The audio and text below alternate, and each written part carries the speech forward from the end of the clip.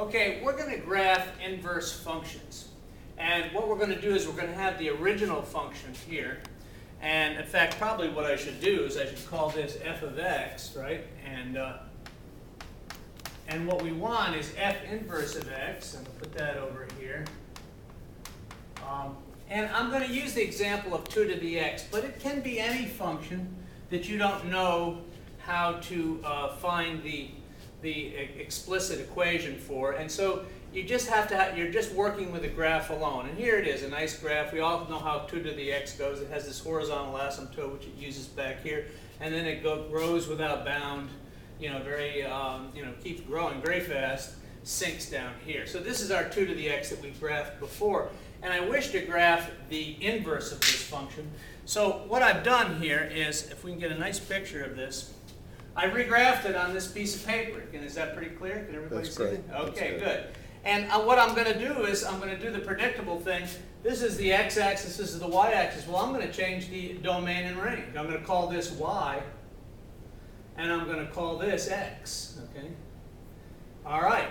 Now, technically, I've graphed the inverse right there. I've changed. This is what this relationship is what it would be. In other words, I switch the domains, the x's and the y's, and I've technically graphed it. The only problem is we don't like to look at a graph like that. We like y to go up like this, don't we? We'd rather see that any old day. And then we could put it over here. But x is going the wrong way. This is the positive x here. So we turn it around and look at it.